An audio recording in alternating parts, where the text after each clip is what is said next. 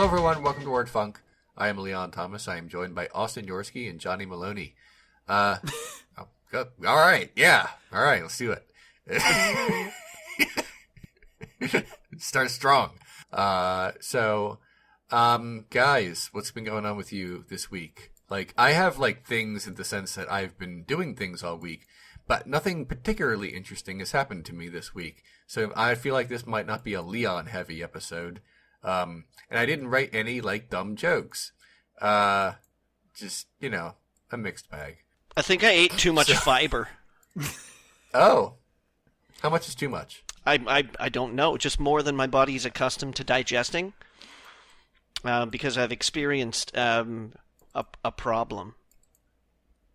My diet has changed. I mean, in the past 6 months. Not super drastically, but enough. That I have things like farro now in my cupboard, and I know what farro is. So there's a lot of new foods that I'm eating that are, they're good and everything, but I don't think my body's quite used to them.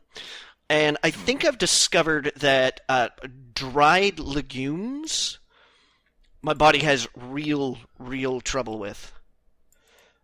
Because the last time I had them in a meal, I sort of felt like they were a little undercooked.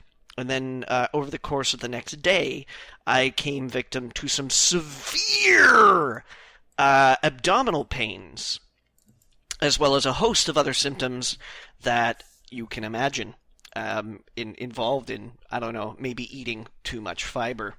God, I hope someone forgot to push the record button and all of this is lost. It happened to me again, and I was not feeling well yesterday, but it seems to be okay now.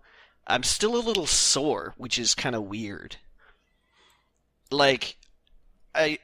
I've never, we've all had the experience of eating something that, maybe doesn't agree with us, or we get a stomach ache, or makes us feel a little nauseous or something like that.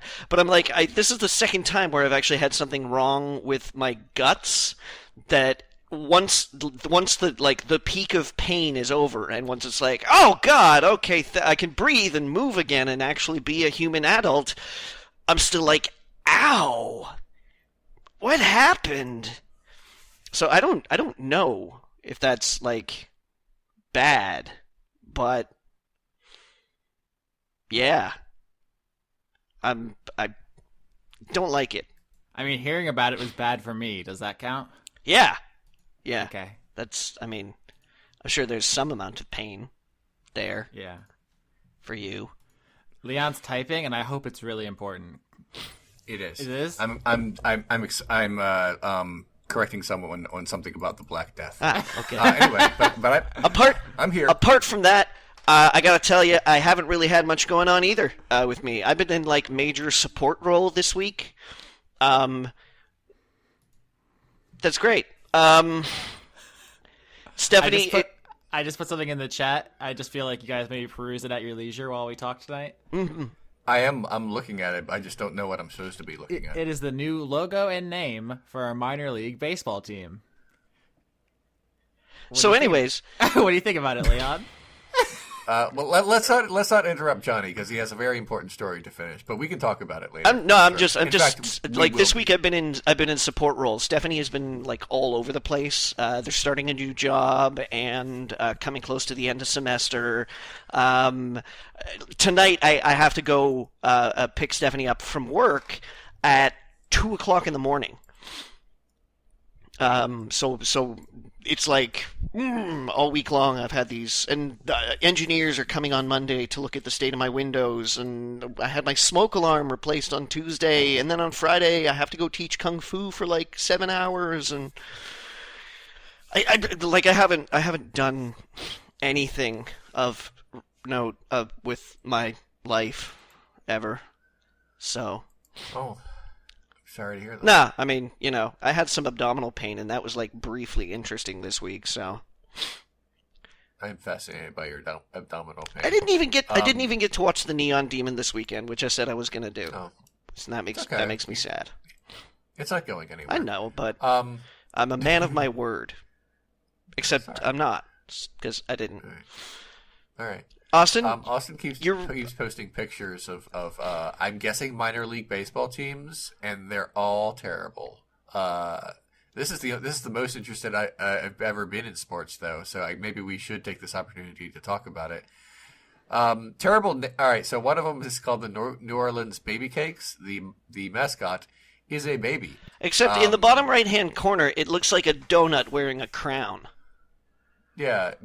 I guess there are. I mean, if you don't like the one logo, there are several options for you. Yeah, but there's really only one or- cake-like thing.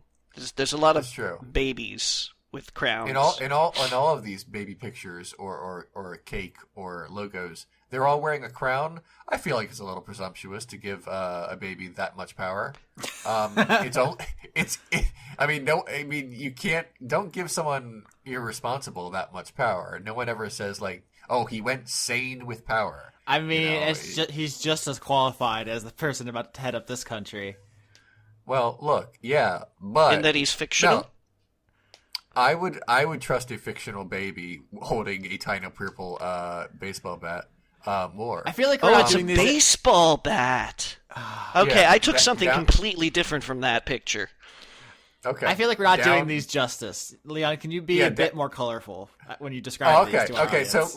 look. Let me explain this to everyone because this is an audio show. So what you want to do is talk about visuals, obviously. So on this audio show, I will explain the New Orleans Baby Cakes.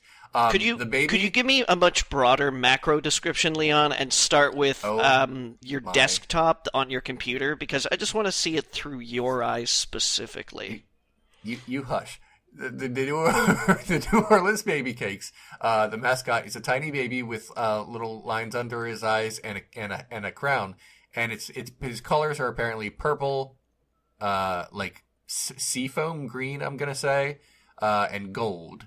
And he's looked very angry in one, and then like jubilant in another. And then even more jubilant in another, and he's carrying something, and I don't know what it is. It looks like a ladder. I'm gonna say it looks like a ladder with a high chair at the top of it. Like he's a tiny baby, but he also knows how to use the ladder. Which I feel like if you know how to use it, you're old enough to not be in it. I think this below is certainly a statement on private schooling.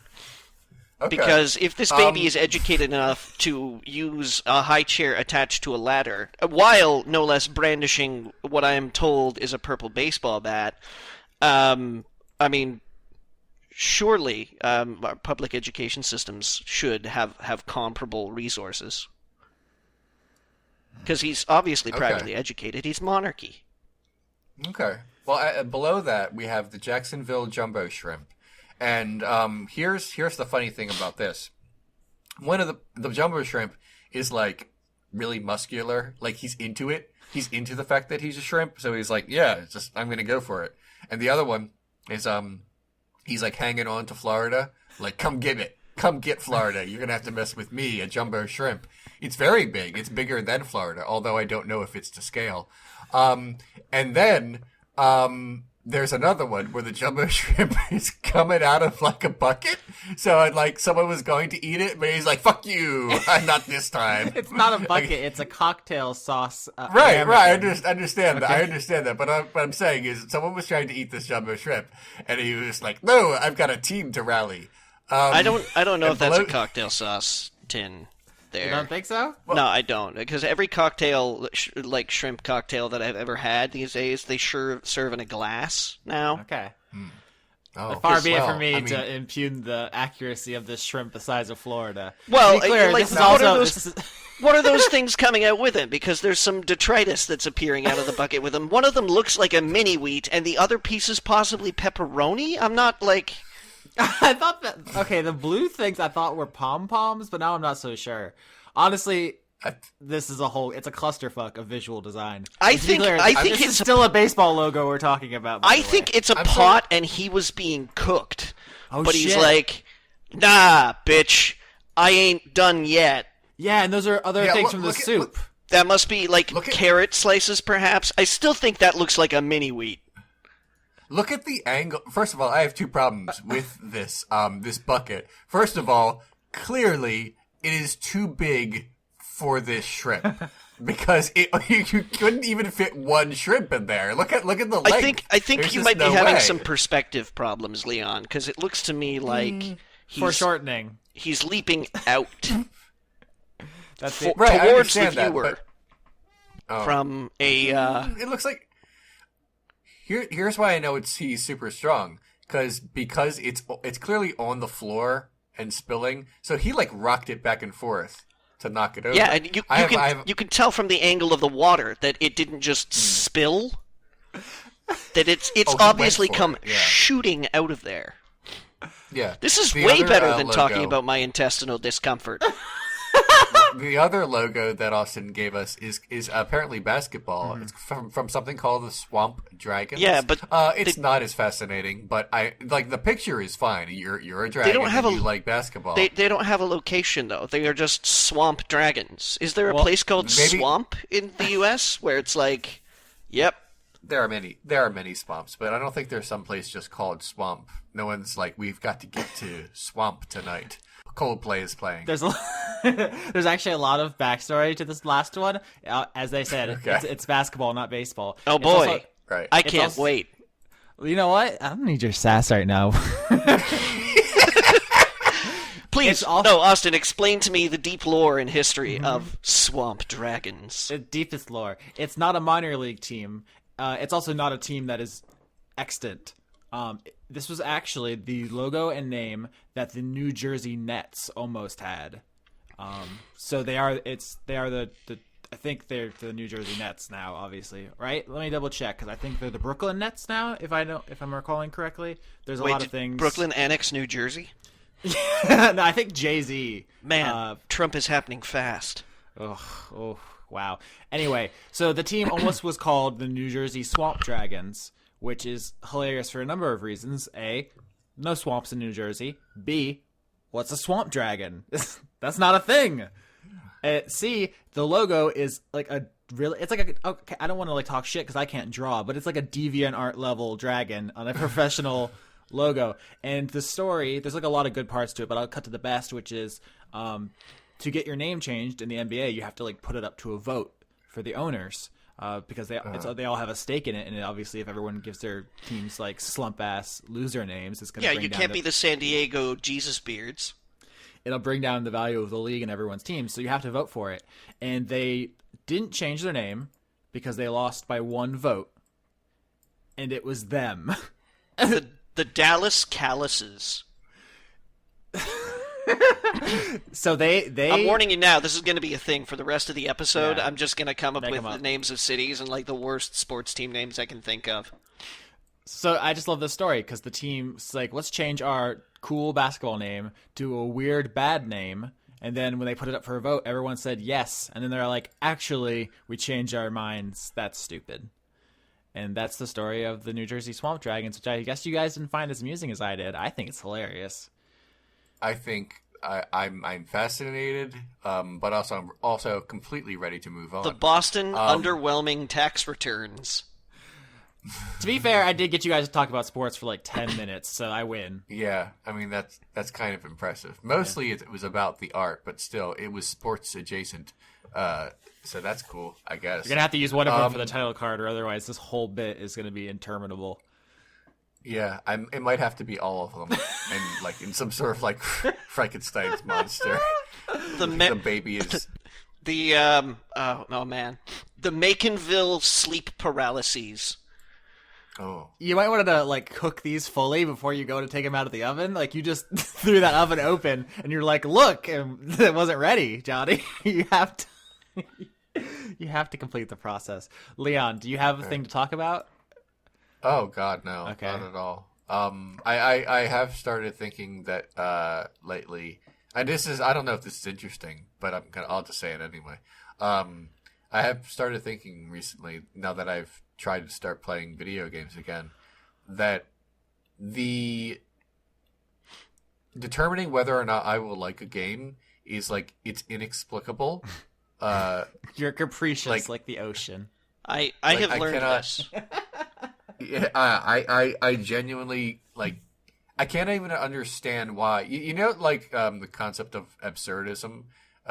For it's way complicated, but to dumb it down, it's basically like there might be meaning in the universe, but we're too stupid to figure it out, and maybe we should just accept that and either kill ourselves or accept the absurd and live happy lives.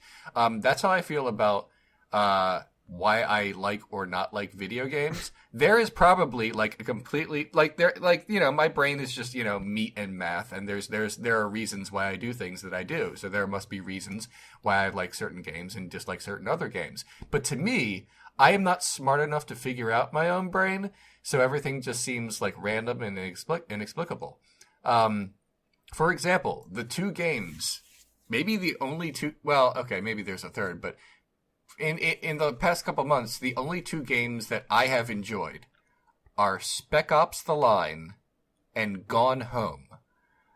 And everything else in between, I've been like, ugh, and just like, nah, I'm done. This was a waste of my time and money.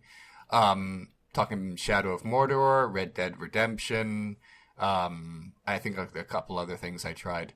I think if I may, Leon, it seems like, at least with the games you named, the through line is you want a directed like experience where you don't have to like think or explore. Which I mean, role playing with you every week for like a year and a half like totally makes sense. Like that adds up.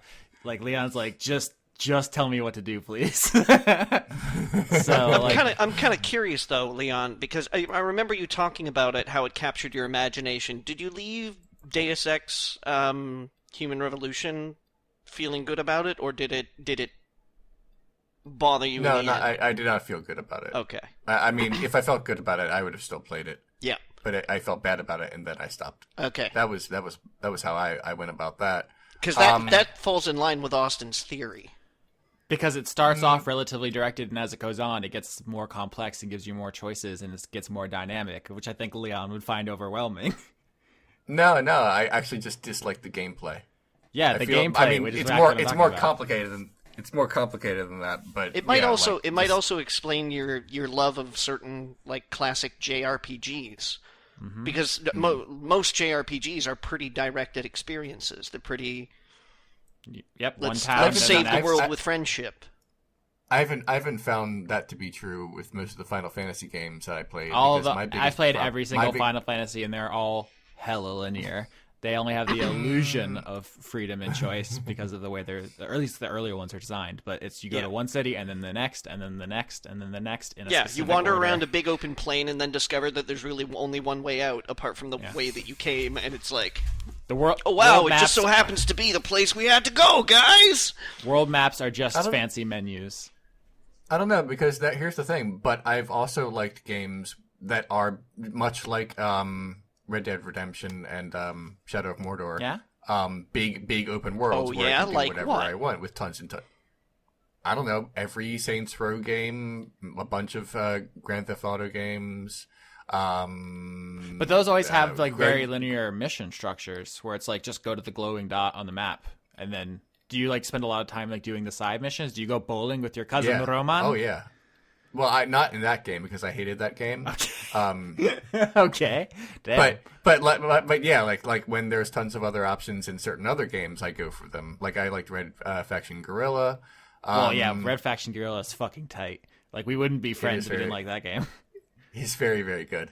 I don't know. I think it's more complicated than that because there have been like puzzle games, for example. I really enjoy, and those do not. Those don't show me how to win. They are very purposefully obfuscating how to win because that is literally the whole game. Well, it's not okay. So I want to be clear. But they're pretty single-minded purpose. Yeah, I don't think it's difficulty or challenge or even like necessarily figuring anything out. I think it's like it's uncertainty that seems to bother you because you're like, oh, this is a puzzle. I need to learn the rules and then I'll solve it. It's more of like when you have to say, "What now?" that I feel like you're like, this isn't respecting my time. I can just go watch a movie. Like if a game makes you say "what now," that's kind of like a Leon deal breaker.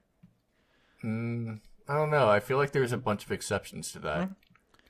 You're a mystery. Yeah, I can't figure it out. Yeah. I can't. I don't know. I've tried. I've given up. I'm out. Yeah. Yeah. I mean, I'll talk about it, but never again are you going to hear the words uttered from my mouth. Oh, Leon, have you played? Yeah. Yeah. So at the time we're recording this, Pokemon Sun and Moon are not out, but by the time you hear this, they will be. So thoughts and prayers with me, everyone. I need your strength, like Dragon Ball Z. Give me your Spirit Bomb energy, because I have law school finals in like 2 weeks. I ain't studying. I got Pokemon to catch. I gotta get me some of those new bears. Have you seen them? No, They're but I very hear that good. you're I going have to not. have to catch them all. Johnny, don't be a fool. It's impossible. No one's ever caught them They've all. made too I many. believe in you. I don't. I'm not even gonna try. I will deliberately not catch some of the bad ones. Mr. Mime, no thank you. More like Mr. Get the fuck out of my box. More like Gerald. Gerald M. Mime. So yeah, that's video games as well. I actually have a bunch of topics, so I'm just gonna take the wheel from Leon unless you want it. Go right ahead. I mean, I don't have much to say about Gone Home except that I'm enjoying it. And I click on a bunch of things, and then I'm like, I wonder what else I should click on. Yeah. And then I do more. And there aren't so much puzzles as there are, like, remembering where I'm supposed to put a thing. But it's not so much a puzzle. It's like a puzzle with two pieces, which counts. But it's like, It's a mildly interactive short story.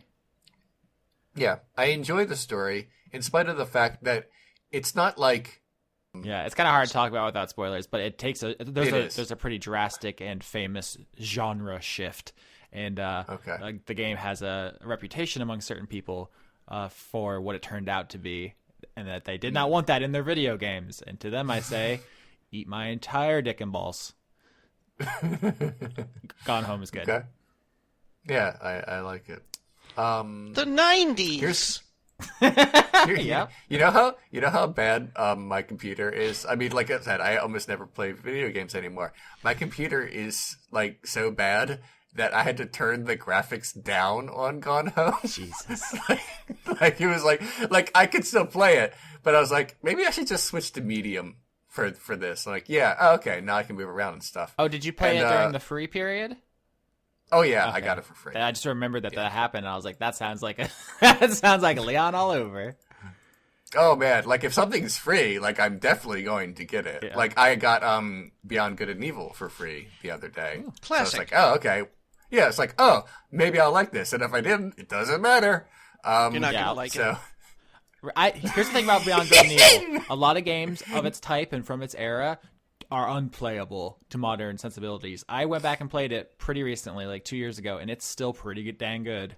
I think Beyond Good and Evil holds up like suspiciously well. Like I really like it, which is what leads me to believe that Leon will not like it. that's yeah. no, I very briefly played it and remembered liking it, but I remember almost nothing Yeah. about it. I You just can was take like, I had pictures of your Uncle Paige, who is an anthropomorphic boar. Yeah. Dice Funk Season 6. It's very us. Yeah, We've it's spent a lot of time talking about video games and sports on this I show, know. which used to be like topics that were like verboten. So that's weird. Well, Let's then I talk guess about the next anything logical else. step is to talk about video game sports. yeah. So the new Madden's pretty good. I don't know what they've done with the secondary coverage. No. Let's talk cricket. Yeah, No, stop. Everyone stop. stopped.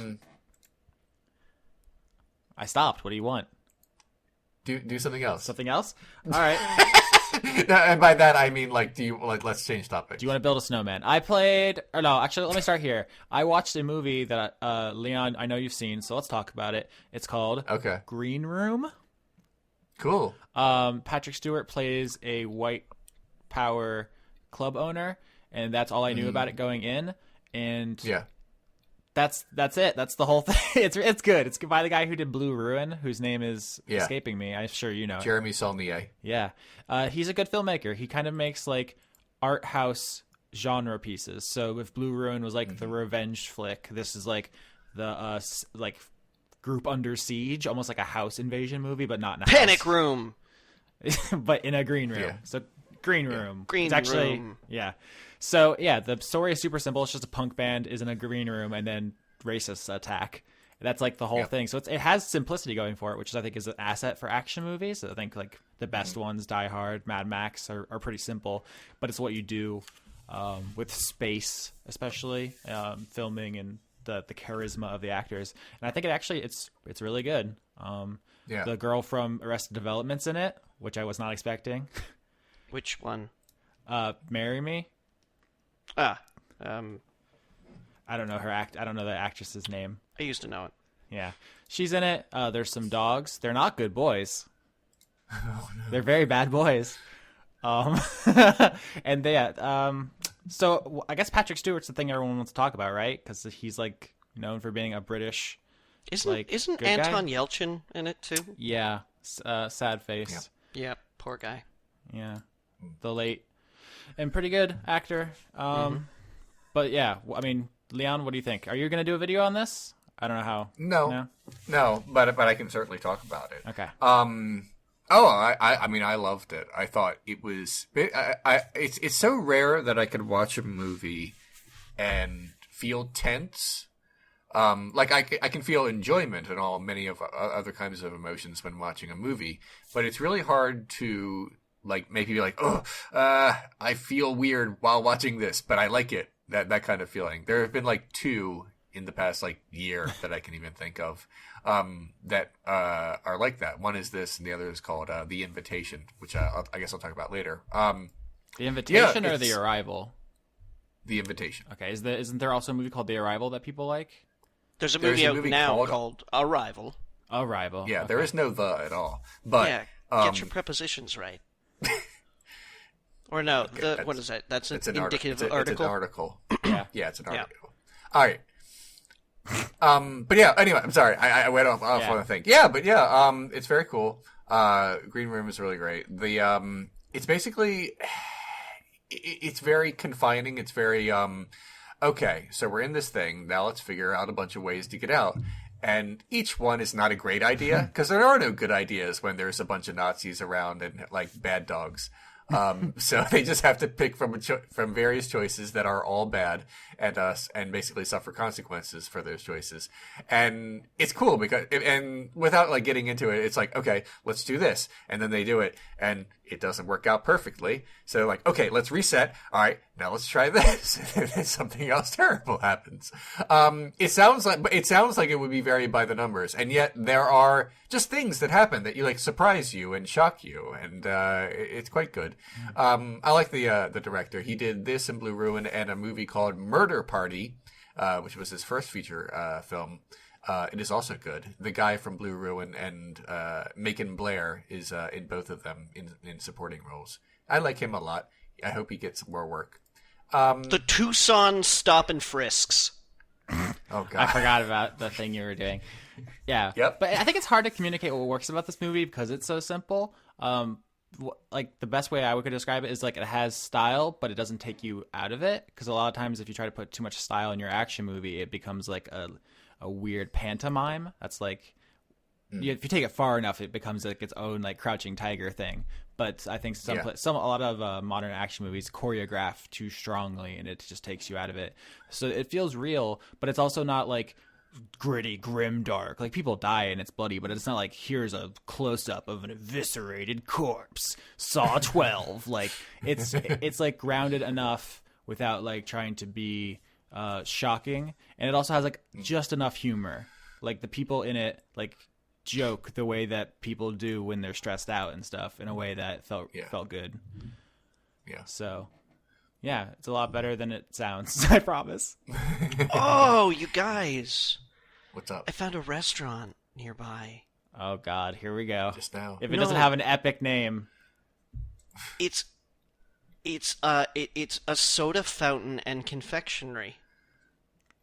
called It's just called like Glenburn Soda Fountain and Confectionery. Fuck Off. And they bake their own pies, and they have soda fountains, and they do like coffee and banana splits and malted milks and sundaes, and they're open till 10 o'clock at night. And I'm in love.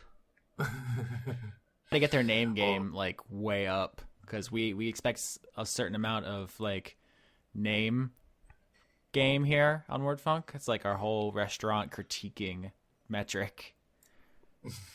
Yeah, not this time. No, it's just like homemade sodas and milkshakes. This is the thing that we have. Sock hops. The Anchorage discarded wet naps. It's gonna take us. I know everybody probably thought last episode was kind of a drag because of the vibe and the tone of it because of reasons. This one's a little bit better, but I think it's gonna take us a little bit to get back into the swing. I've actually slept like one good night in the last week. Oh. How are you guys like doing? Because I asked for questions earlier and people were like, I'm Canadian. It's like still a lot. Just a process. It's a lingering worry, but at this point in time, I'm able to distance myself from it.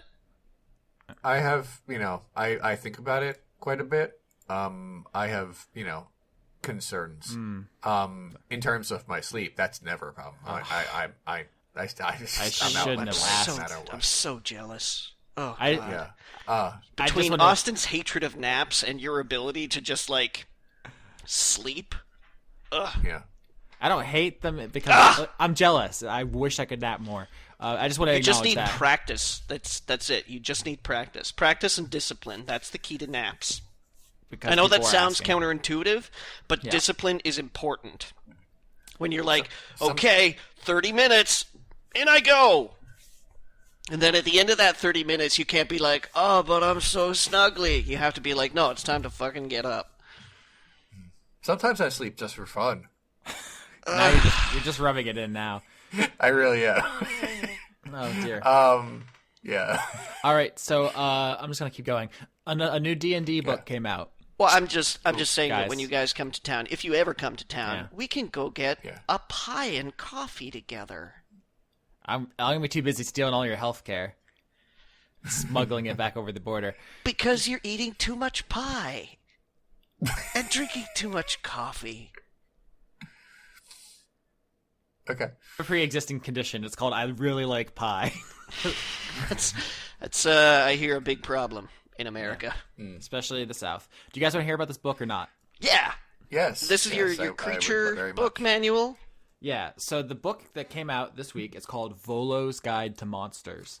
Now, I think it's amazing that you are now a collector of of Dungeons and Dragons, because it seems like not so long ago that I got a very seemingly timid message on Skype that was like, I don't know, I'm thinking about maybe putting like running a RPG podcast as like a goal on my Patreon. That's not really my impression of you, just so we're clear.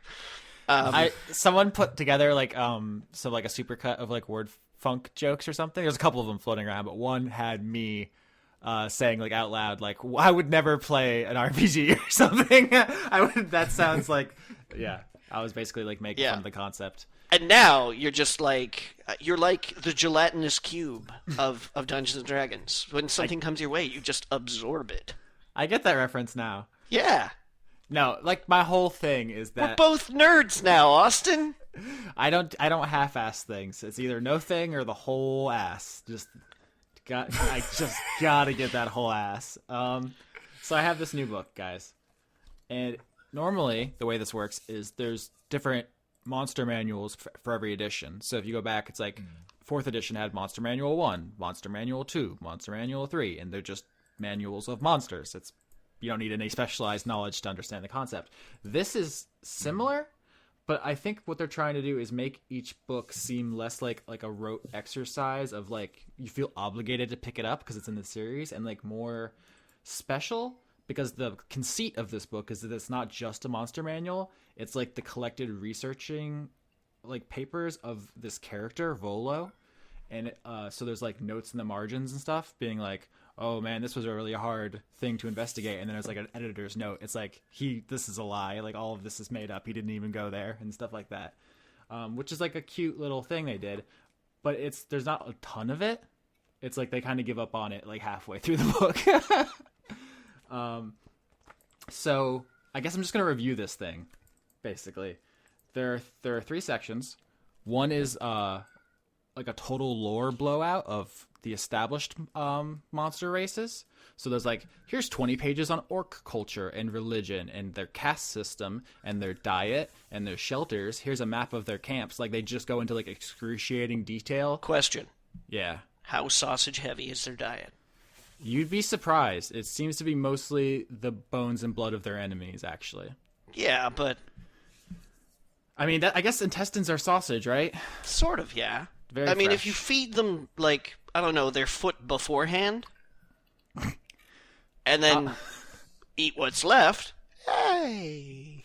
But this lore section, I think Wizards of the Coast has come to the same realization that I did. Like, I basically immediately after getting into D&D, I don't know why that was so hard to say, which is that a ton of their iconic races are hella boring.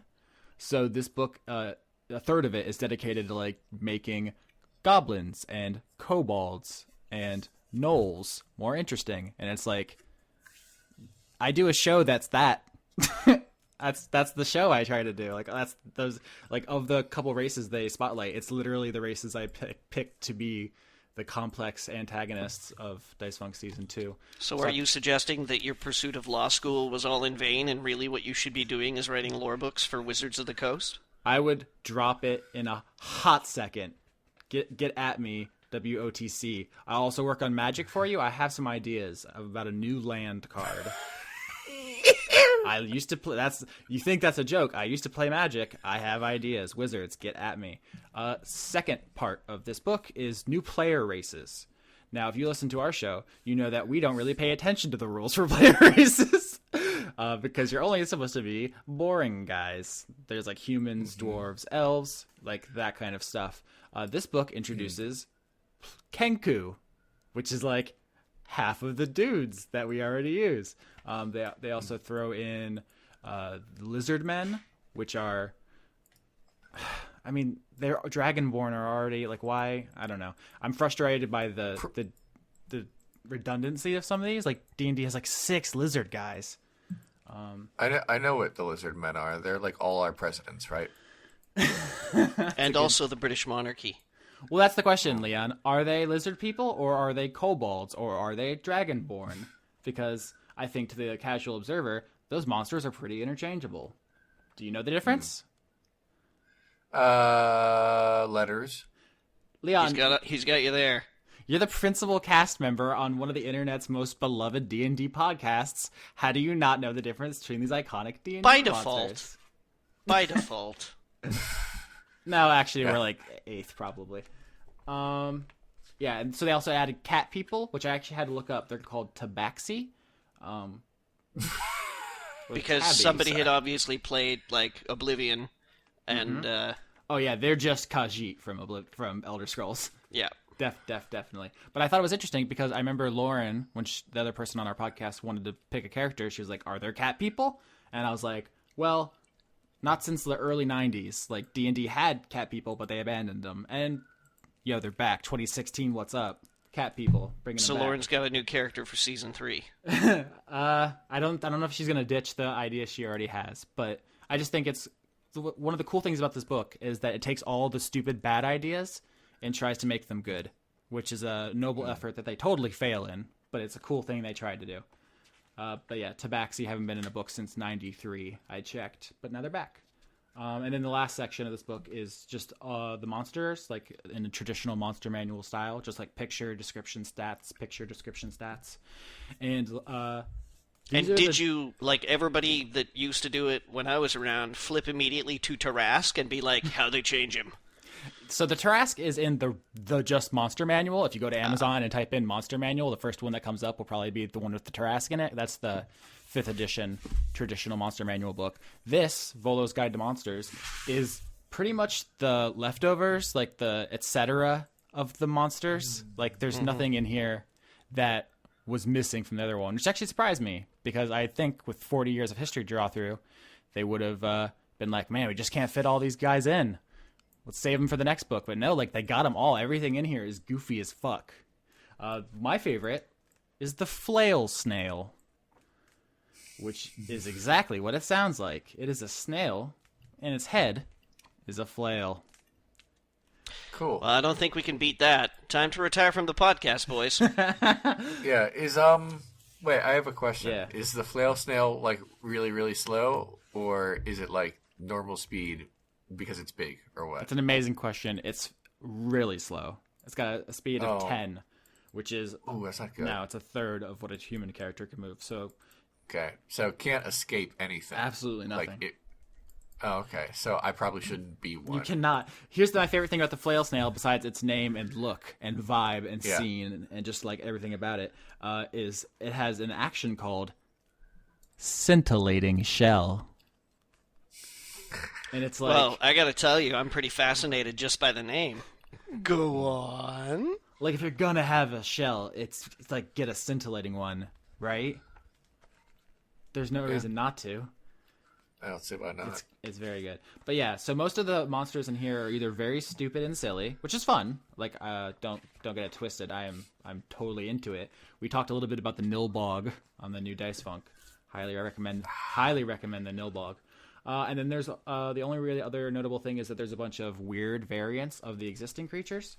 So like mind flayers are in the other book, but there's like mind flayers who know magic in this one, and there's like fat giants in the other one, and this is like fat giants who have been starved. So like they just So it's like the video game DLC, which is like a costume pack, but then the costume pack is like, it's Jacob in a red shirt, it's Jacob in a blue shirt, it's Jacob in a purple shirt.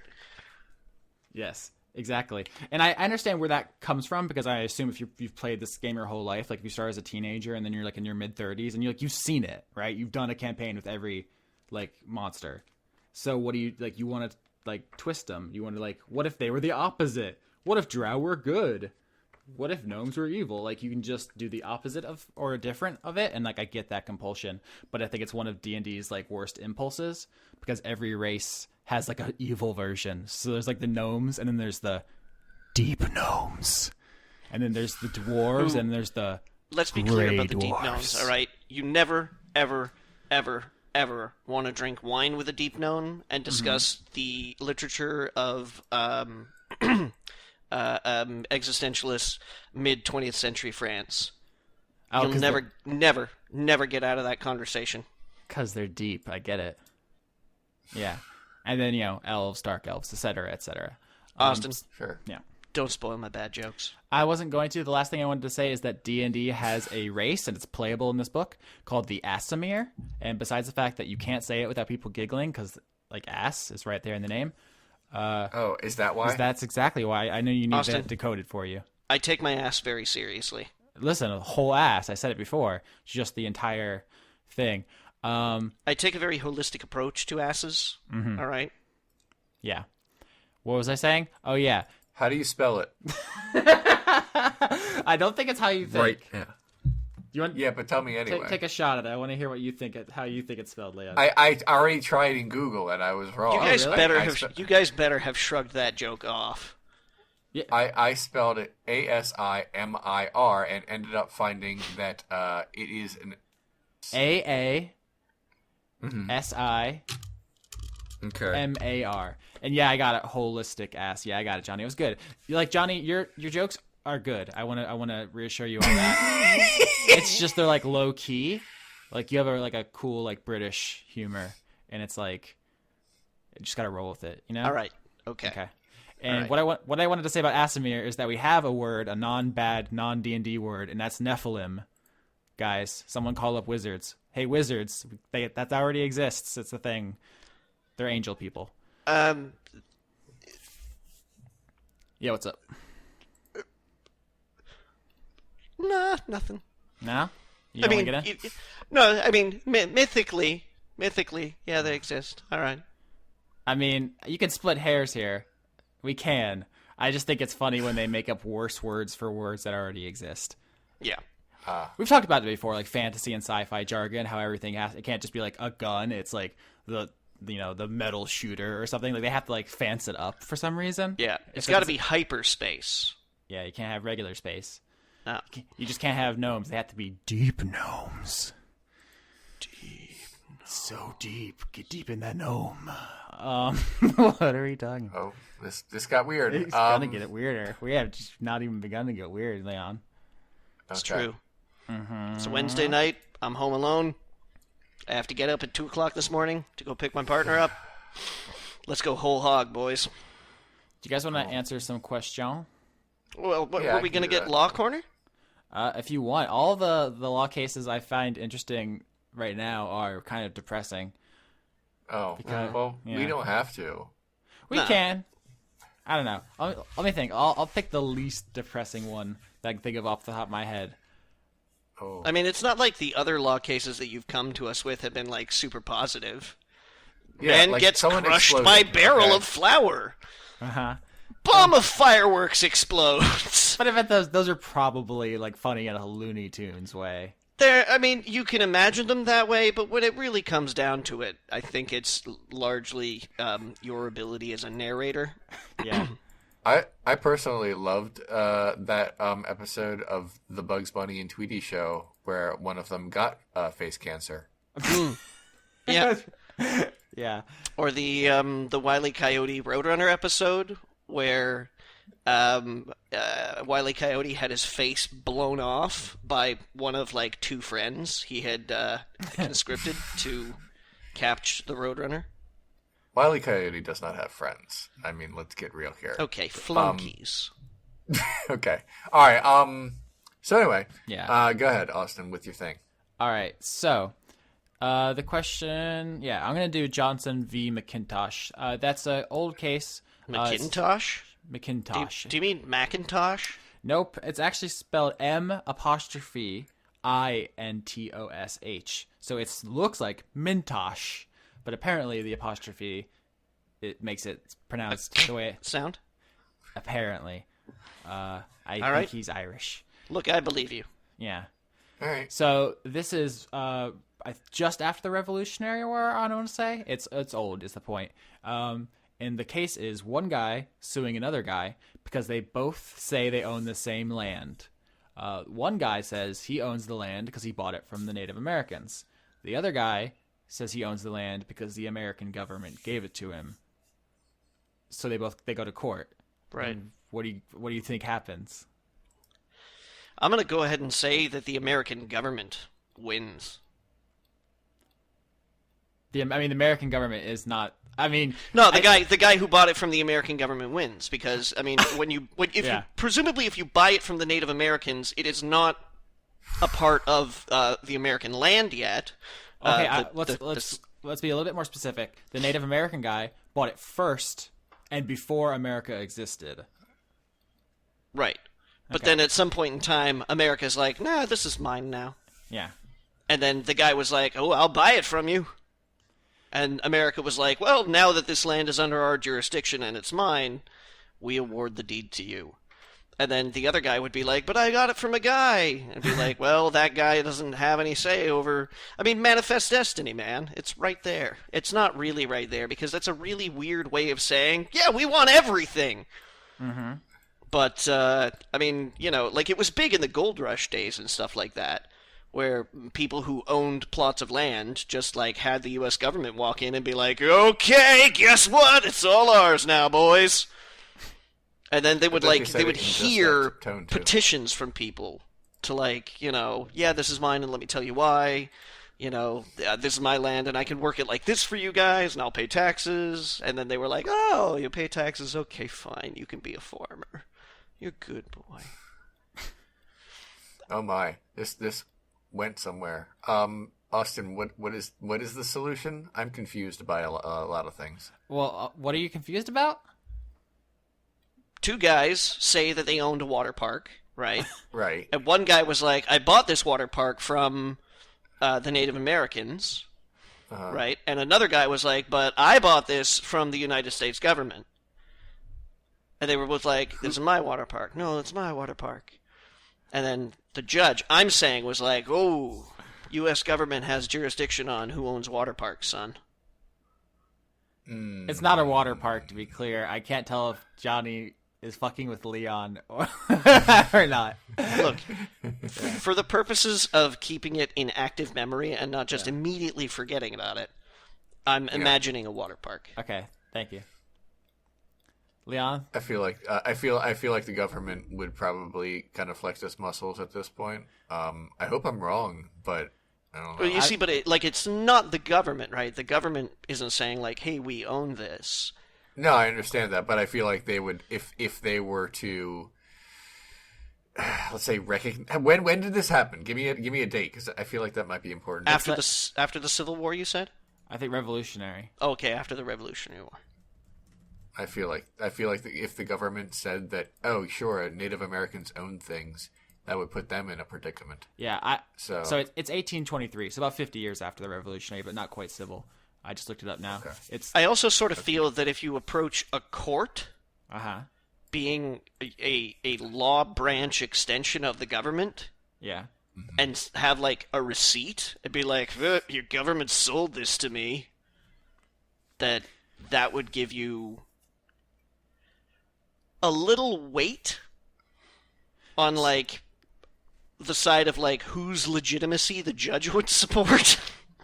So it's funny because Johnny actually got it right in the first thing he said, which he like tried to correct himself from, because the winner is really is the American government and not really either of the two people involved in the suit. Kind of a trick question. I mean, the person who got their title, you're also right in your other thing, Johnny. Like it was the American guy. But what's crazy about this case is that it turns out, and it's actually not even brought up in any of the court cases, like this is something I found through outside research. They did not own the same land. They were miles apart. Well, that was dumb. No, it's fucking evil and brilliant. They took a case to court so they could get on record that Native Americans don't own shit. They basically tricked the American government into saying, look, America, we won, so it's ours. Because if they didn't, then every Native American would be able to sue every American for all the land back. Oh. I feel like I was partly right there then. It's this crazy thing, because it doesn't matter who wins, they don't own the same land. There's actually no legal dispute here between these dudes. Like literally, they almost like it's not. I don't have like all of the evidence because apparently scholars don't think it's important. But I imagine they must have like colluded or something. How can they not know they don't own the same land? I've seen a map of it, and there's like a big space in between these two dudes' parcels of land. But in taking it to court, they got the Supreme Court of the United States to say, "Suck it, Indians." Their language, Austin, not mine. Austin. Yeah. That gut pain I was experiencing earlier. Has now moved to my heart.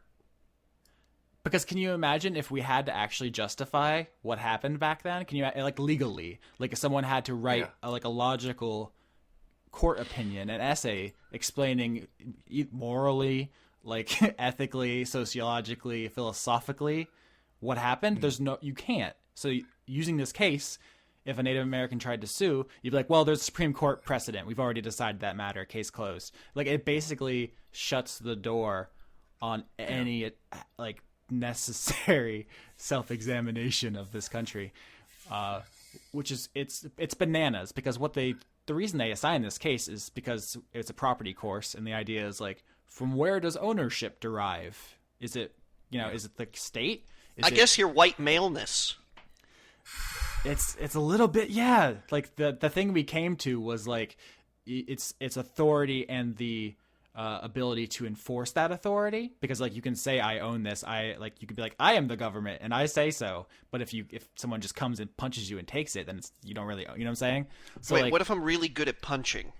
Because I might be really good at punching. Exactly, and that's how ownership was. That's what ownership was for most of human history. It was whoever was best at punching owned stuff. Okay. All right, guys. That's it. I'm thinking about becoming government. But at some point, the punchiness became, at least on paper, less important. Obviously, now punches are missiles. So I guess you could probably argue that punching really does kind of still enforce who owns what in a way. But I feel like Johnny is the kind of guy who like calls his arms his missiles. That's very good. No, this one's chocolate and this one's butterscotch. Oh, God. But I had a conniption when I found this map. And I actually went up to the professor, and she's like, "Oh yeah, that didn't used to be in the book. I don't know why they added that. Like that's not even relevant to the discussion." And I was like, "It's relevant to me." Same class. We had a talk about eminent domain. The Las Vegas mismatched socks. Necessary joke. Eminent domain, which I'm sure most people are familiar with. In case you're not, it just means the government can take your stuff, and then they have to pay you for it. And so we're talking about the morality. But they don't have to pay you market value for it. Theoretically, they're supposed to. Whether or not that actually happens, whether or not that happens is up for debate. Because the government does everything they're supposed to. Oof, that's why I didn't want to open this barrel of snakes, because shit is like heated out there. But the idea was like, okay, what good is private ownership? Like how can you say you own something when the government can take it from you at any time? So Leon, tell me more about this absurdism. And so we had like a group oral arguments thing, and so the case we were talking about, I was supposed to take the side of the government, arguing for eminent domain. On this particular case, it's more information than the audience needs. So I just started reciting the Communist Manifesto until they stopped me. That's what I did in class today. Austin, I feel like in some way you may have learned that from me. I learned it by watching you. I just want your health care. Please, I'm sick. I'm dying. Canada. Well, I'm not married yet, so... Hey, Justin T, hook me up. Bring me up there. That's your dude's name, right? Yeah, we call him J-True, though. Fuck, that's good. That makes him hotter. Which is, like, admittedly, tough to do. I know, that's why I was surprised by it.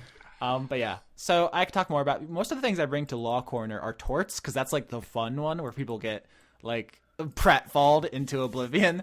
Property is less fun to talk about because it's mostly like philosophical questions about the nature of human interaction, and as we all know now, human interaction is mostly bullshit. Austin, as somebody who has had not like an ounce of necessity to go to court, but is still a property owner, I can tell you that property is just as boring as you imagine. I got a final in a couple weeks. Let me tell you, lame. It's not as good as people getting shot or wanged in the face. Lame. And the other two classes are, if possible, even more boring. Civil procedure, which is exactly what it sounds like, and then just like a research, like law database thing. Hey, you guys know that all lawyers have to use like one of like two databases, and it costs like $40 a minute to access these things?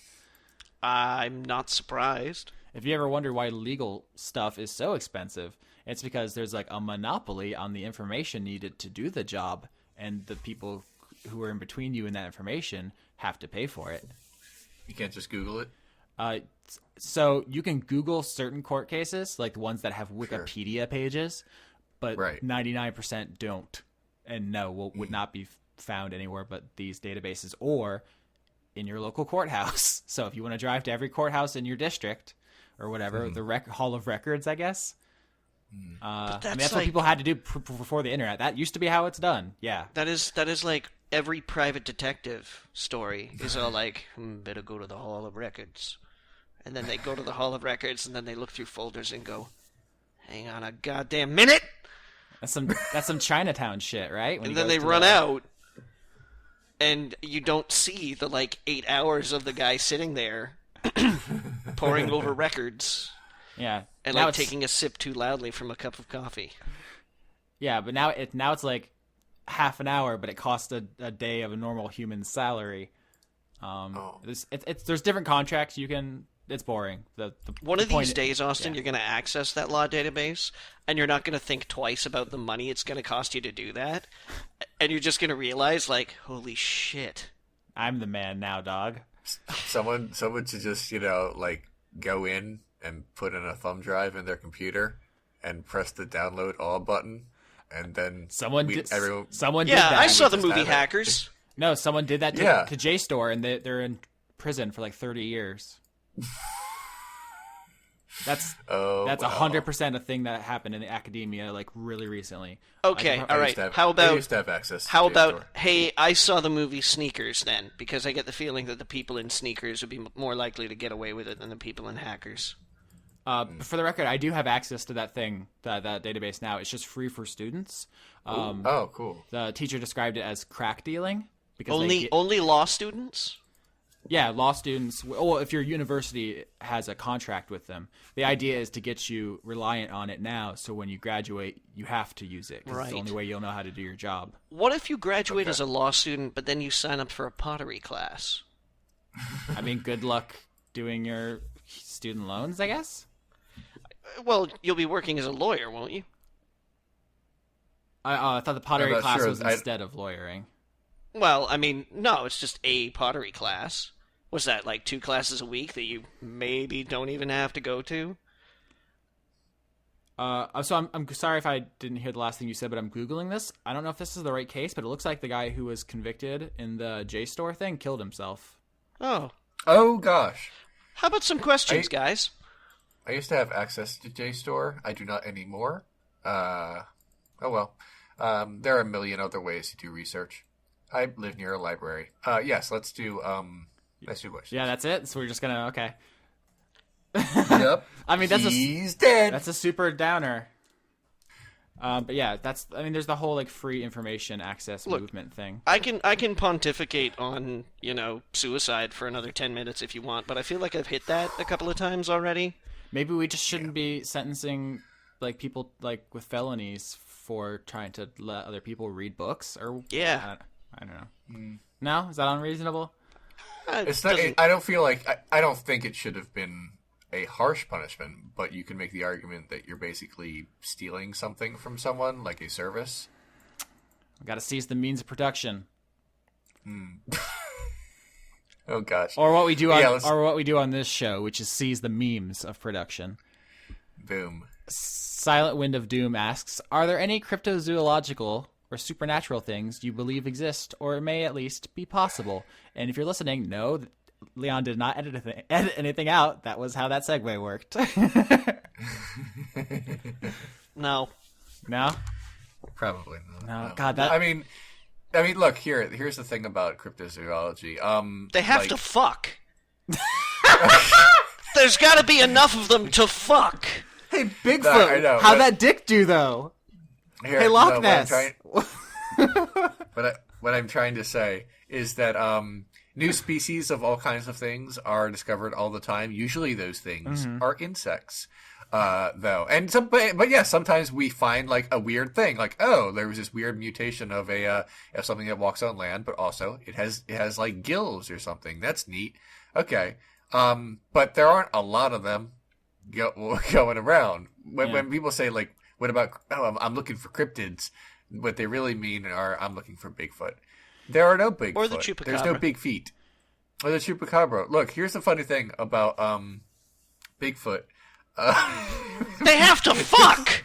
They really do. But also, like, the idea, just the very concept that we haven't there's like, we always find like, finger quotes, evidence of Bigfoot, but it's always just a track and never a Bigfoot is just, it's preposterous. Just the very idea that we're always like, look, we're not all Agent Scullys, where like whenever the weird, strange thing happens, we just happen to be looking the other way, and then when we look towards it, it walks behind a tree.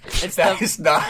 The probability to incentive ratio is whack. It's also like with the magic thing. Johnny told me about this. There's like somebody who's offering like $1 million to prove magic is real. and Yeah, no one's James Randi, and not magic, but like any evidence of paranormal activity. You can prove ghosts are real, or that you can move stuff with your mind, or you can read people's minds, or you can like tell a person's future by looking at the stains in their underwear. Then like, and like you design your own test. You go in and you're like, okay, this is what I'm going to do. And then they say, yeah, okay, that test meets our criteria. Or they say, no, like you say that you have to do this with only members of your family. That seems a little biased. Yeah. It's not a hard bar to meet if it's real. It's only hard to meet if it's not, Incidentally, if anybody's interested, there's a really great documentary about James Randi called An Honest Liar. You should check that out. It's great. It's a good movie. But the point is, like, people will eat their own children for $1 million. There's nothing, no, like, people won't do in our society for money. And so the idea that we haven't seen Bigfoot or whatever is preposterous. Or that headline, Psychic Wins Lottery. Yeah, anything involving psychics, is immediately debunked because, like, just predict what I'm about to do. Like you can just prove it at any time in person. Anyway, my point is, we would have found him by now because the incentive is so high. Even like moving even beyond that, okay, when we actually go into paranormal, when you want to talk about like aliens or ghosts or I do believe that aliens exist because I believe to some degree the Drake equation, where it's like in a universe of infinite possibilities, it has to be. They probably exist. They're probably just boring. They're probably like one-celled. Or if they're complicated enough to actually have a discussion with, if the universe is infinitely large, they could be infinitely far away. Yeah. The very idea that they're coming around Earth in the way that people who argue for the existence and presence of aliens on Earth argue for it, it's ridiculous. If you have the technology to travel thousands, millions of light years to a planet and find, an industrial civilization like ours and be like, I got a great idea. Let's hover around, shine some lights at them, suck them up onto the spaceship, and, I don't know, stick needles in them. It's like, no. We're sequencing the human genome, like, as we speak. People are just sort of like doing that work, and it's taking time, but we got it. Ghosts? I got better things to do when I'm dead. No, none of it stands up to scrutiny. I do want to say that I thought of a good counter argument to the thing I said before, which is like, there's a lot of species we haven't discovered, and it's like, yeah, but most of them are probably like in the deepest ocean, right? Like 90% of the ocean has places that we actually have not managed to adequately map or explore. Yeah. But we also don't have like Bigfoot-esque, like easily disproven rumors about those things. Usually, I guess sea serpents or giant squid, but giant squid have been found. Yeah. So anyway, I think I can speak for all of us when I say, nah, not really. Although, I'm open to the possibility of them existing. I just need more than blurry photo of guy in hair suit, like one speed walks by camera. I would love it. It's just, guys. The universe, the world is strange enough. The Dragenda asks, Leon, yo, have you visited the kitten recently? If so, cat update. The cat, it was taken to a home where people find homes for cats. Basically, I can't take care of a cat for reasons. Because you can't take care of yourself, we know. Yeah, and the person that temporarily held on to the cat, just simply cannot afford it because it would require a huge payment for a deposit just to have the cat in the home, because some apartment places are like that. In fact, most of them are. And then you're talking food, shots, right, medical procedures, right, school books, clothes, right. Even just birth control. Even just the initial cost of the deposit. Any amount of debt that they rack up with drug dealers. Oh my god! I mean, cats, right? Was insurmountable. So basically, she was like, "Okay, well, I have to find a great home for it," and she did. So the cat is in a good place, but I'm not having a cat. There's not much to say about this cat. I'm sorry. The cat turned out to be a boy. We weren't sure. But then one day it was like, oh, look. So. Yeah. So that was it. Cool. The Miami damp armpits.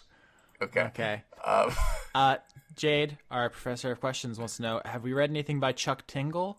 You'll recall we actually talked about him a couple episodes ago, but I don't know if we specified. Are we just aware of him, or have we actually read his books about being pounded in the butt by a butt? I am aware of Chuck Tingle. The books I read are in libraries. His, I don't believe, are, so... Not yet. Not yet. But I bet there's probably somewhere. Maybe, There's Maybe. Yeah. Maybe you're going to the wrong libraries. Yeah. I go to a public library to find books to read for either research or occasionally amusement, but almost like 99% of the time. Research. Yeah. Yeah. Sometimes you can find like full books online, so I don't even have to walk down the street. But anyway, no, I have not. Sorry, I went off into tangent. Have you guys ever read anything by Chuck Tingle? Mostly just excerpts. I've just seen a ton of the covers because they're always like really super ripped, like sexy guys, and then it'll say like a unicorn exploded my butthole or whatever. Yeah, and it's like that's funny. I enjoyed that, and then I move on with my life. I do admit that there's probably there's a part of me that's like I should really read one of those books these days, but then I wonder exactly like how long would the humor last for me? Mm-hmm. Like it seems as though one of those things where, oh, dudes, just for a laugh, we should totally watch all the Twilight movies in a row. And I mean, Leon, I realize that you watched all the Twilight movies in a row, but in a professional capacity. Yeah. Well, it's like a lot of bad sketch comedy where it's like that idea is funny, but having to sit through it for 8 minutes or whatever is like 3 minutes is just kind of like, okay, the joke came at about 30 minutes, and now this is just getting awkward. Yeah, Although I must say, I am looking forward to playing the video game. Yeah, that Kickstarter did make its goal. I don't know. Here's the thing about Chuck Tingle, besides the fact that it's just obviously not aimed at me. My understanding is that it's all gay, right? And furry or whatever. Like I don't know. There's that one with the jet, so that would be yeah. Okay. That's something else. So it's all. Let's say you know what? Let's be fair. Let's be nice. No kink shaming. It's all alternative. Okay. I think it would be fair to say queer. I feel it would be fair to say that people buy and read them as a joke and not as masturbation fuel. Okay, so probably, but also, I don't know. I've heard different things about it. Anyway, so there's a bunch of dinosaur books. Apparently people are actually into those. I don't know. Yeah, someone space is actually raptors. into everything. Space raptors pounding some people in the butt. Yeah. Yeah. I imagine there's probably a crossover. There's some people who do read it just because it's funny, some who are just because they're into some of it, and then some it's just like irony reading, I guess. Like, oh, how droll. I'm reading a book called Tyrannosaurus Pounded Me in the Butt. Did you guys ever see that series of photographs of the guy who made up book covers and then read them on the New York subway? No. Let me see if I can find Yes, I believe I did. Yeah, they're all really scandalous, and that was the joke, but it was good. Yeah. So there's a little YouTube video about it, but I mean there are some images. So I can say, for example, titles like 101 penis lengthening tips you can do at home, the office, or on the go. 10,000 dick pics, subtitled, literally 10,000 pictures of dicks. That's too many. Trump, the art of fucking your daughter. Oh, okay. Well, it just got too real in here. Human taxidermy, a beginner's guide. Oh, Slut-shaming your baby. One of my favorites, which is a book titled, Definitely Not Porn, So What Are You Looking At? Mind Your Own Business. Huh. Yeah. Okay. I mean, listen, if all the effort was worth it to that guy, God bless. But I can't imagine dedicating that much time to that kind of enterprise. It's a lot. I don't know. Well, they film it just to see how people react to a man on the subway reading "Ass Eating Made Simple." Okay. I imagine that must be like someone listening to our podcast on the subway and like their headphones pop out of the jack. And everyone else in the fucking thing hears like Willem Dafoe's monstrous hog. And then he's like fucking scrambling trying to get the headphone back in the jack. He's like, oh fuck, no. Not again. Oh dear. Next question. Next please. question. JJ Hernandez asks, can you guys think of any alternative economic systems? And the question goes on, I don't know if you needed more, to capitalism, or have you heard any fun alternatives from fiction? Do you guys know about demarchy? This isn't really an economics as much as it is government, but are you aware of demarchy? Can't say that I am.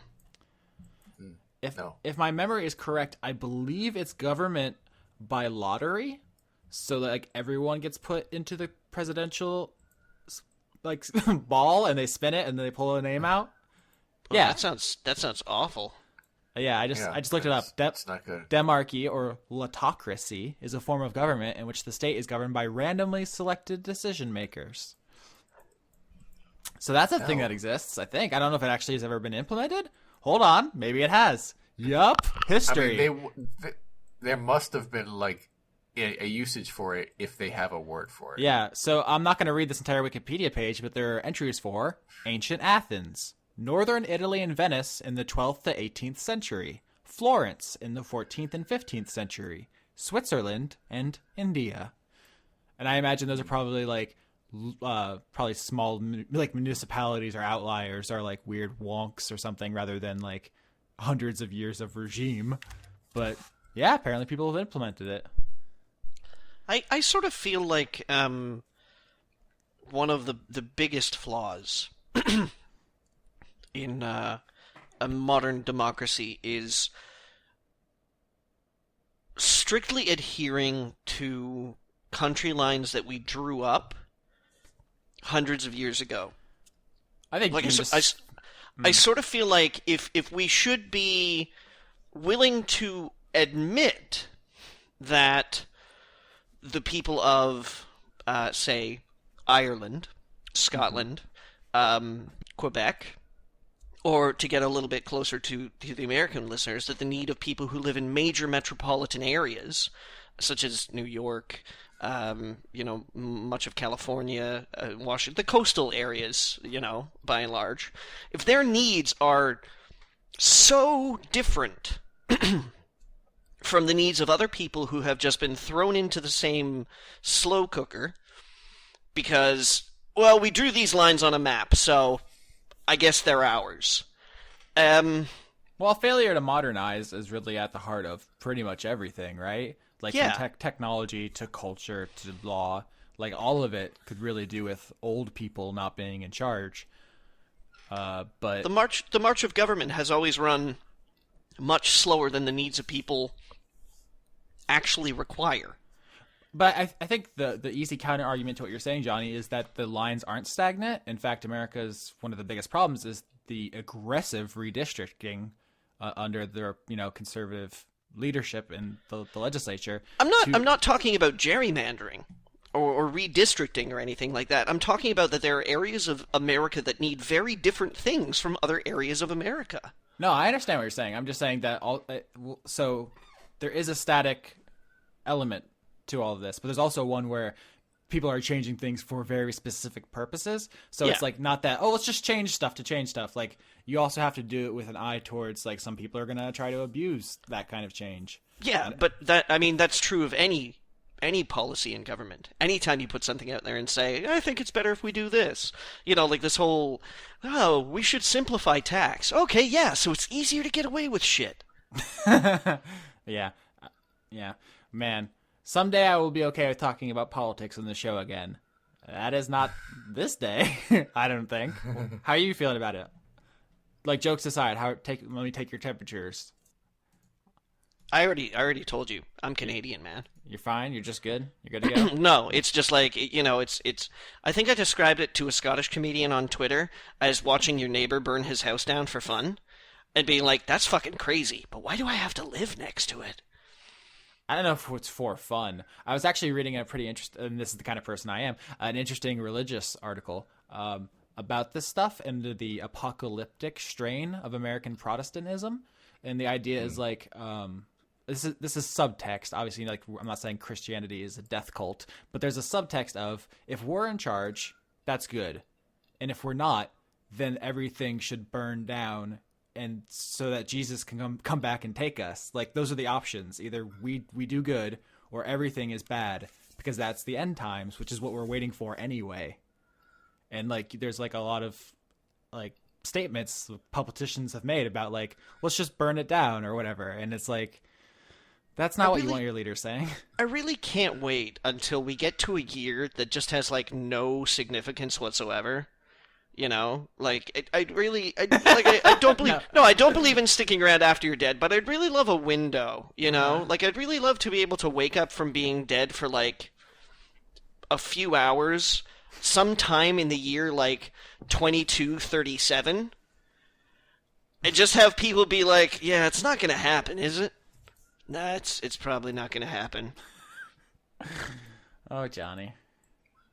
Look, the bright side is, climate change is going to kill us all soon anyway, and then we won't have to bicker over any of it. Oh, I plan to be dead long before then. It's a race. not by design, you understand. Yeah, no, I'm saying, not like, I got something to do tonight. Oh my. The starting gun has gone off. Can we all die before Earth? I'm pretty sure I got it in me. Guys. Okay. You just watch how much butter I put into the jasmine rice I'm planning on cooking tonight.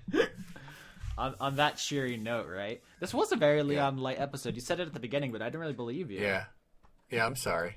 I miss your voice. You don't have to apologize, chum. We're all friends here. Well, I love you, buddy. Well, thank you. I love you too. How about give us one more question, and I will try to be like active in my answer. Yeah. I want to find one that's specifically Leon-esque, huh? Oh, okay. I thought I saw one. Hold on. I got this. Okay. Yeah. Right. Yeah. Here it is. Yeah. Let me pull this up.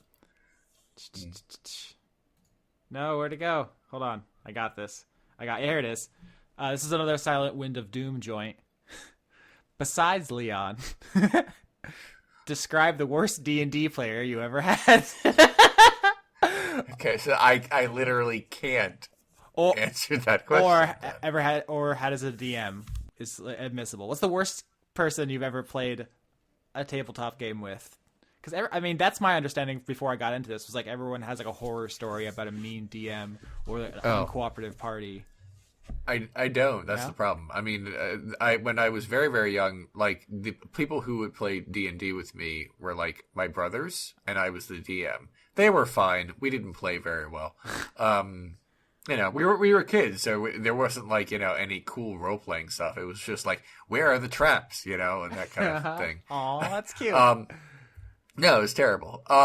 So that, I mean, and then I played Dice Funk. And I have not had a bad experience with either of the DMs or any of the players. So, like, I don't have a horror story. Sorry. I know cool people. that is like half the battle of doing the thing, is getting people who don't suck. Yeah. Johnny, do you have one? I had a really bad DM. Mm-hmm. His name rhymes with Snorsky. No. I like his problem was, and this may have been just like a product of our age or something like that, but we used to play every month. We all used to get together because we didn't go to school together. We were teenagers at the time. I was probably about 15 or 16 or something like that. And he lived a ways away, and nobody had cars or drove or anything like that. So we only got to see each other sparsely. But I always got the feeling playing sessions, because we'd get together and play for like 5 or 6 hours. You'd start at like 8 o'clock and end at like 3 in the morning or something like that. I always got the impression that he never really planned apart from like the first 15 minutes. That's a lot to plan. And this, That's so much to plan. How can you do that? It's too much work. I just mean the sense that, like, we would jump from, like, world to world to world to world. Because he had all these source books. We would go to Red Steel. We went to Ravenloft, Forgotten Realms. This was... I'm pretty sure this was 2nd edition. This was Advanced Dungeons & Dragons, as they called it back in the day. And I guess also now. But... and it was like we would never accomplish the things that we were supposed to accomplish, and then just suddenly find ourselves in a new location. And I remember thinking, like, 7 months down the line, or 8 months down the line, being like, what the fuck were we doing? I was like, did we have to rescue someone? Or kill someone? Or... find something? Or... like, I couldn't even fucking remember.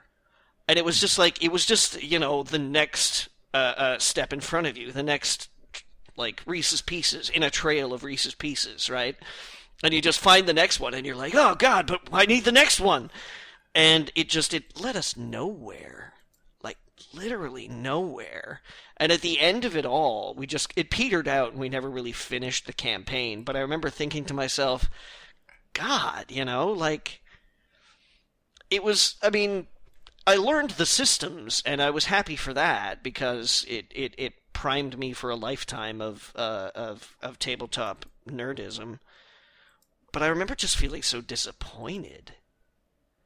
And just thinking that, like, none of that meant anything. And I can't even, like, I could tell you, like, 1 or 2 funny stories from the campaign, like about the time that we were in an exotic fruit store and trying to hide.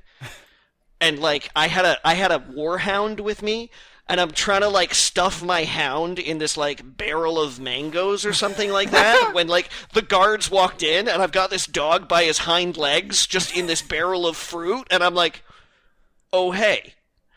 And then discovered that my armor class was so high that even if they rolled the highest that they could without critting, they couldn't damage me. I was like, why the fuck was I even hiding from these guards? And I, like, massacred an entire town. I could tell you that story, but I can't for the fucking life of me remember why we were doing it. That's some Elder Scrolls shit, right? Like, where you accidentally commit a minor crime, suddenly everybody wants your head, but then you remember you have Daedric armor, so, like, come at me, scrubs. I seriously, I don't remember why it happened. And at the end of all that, I was like, wow, that was just not, like... Whereas, there was this one other guy, I told you about him, the guy who was like, yeah, I want to do a D&D campaign about, like, fruit flies. Yeah. Whereas I can tell you the story arc of the sessions that I had. I think we played, like, twice together or something. And I can tell you, like, everything that happened in these sessions, like, total detail, even though it was like I only played for, like, 4 hours with these guys. Yeah. I was let down by a DM once. Although I gotta tell you, there was another guy that I actually did DM, and he tried to play a drow bard. Uh-huh. And I was like, that is the stupidest thing I've ever heard, and everybody's going to treat you like shit, but it's going to be fun for me, so okay. Yeah, that's basically how I deal with Leon, which is like, if you want to, sure, we can try that. You idiot. I don't know. No, but I was trying to think of which story to tell, because the people I play with, like, in the real world, like, their whole... We've heard about them. The fun they get out of it is trying to throw the most difficult shit at me just to see how I respond. Like, I had one character who didn't get his way, so he's like, can I roll to jump up in the air, do half of a flip, and then land on my neck and die? He was just in the middle of the street, and he was like, I want to roll acrobatics to do a flip to commit flip suicide. And then my brothers made several characters who have no interest in adventuring. So, like, it's like, okay, a horde of goblins come out. And he's like, I go home. Like, I leave. And I'm like, wait, what? Why are you leaving? He's like, I don't want to do this.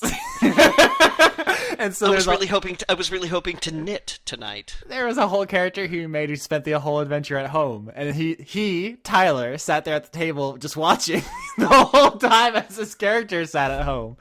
And there's another time he made a character who, God, Wait, what did he? Yeah, Wait. yeah. Did that character get any experience? No, I don't think he had participated in the rest of it. We just wrapped up Okay. with him watching, I think, basically. It was just funny because everyone talks about Tyler's character who fucked off. So all of these stories are totally worth it. They're legendary because it's way better than just fighting the goblins.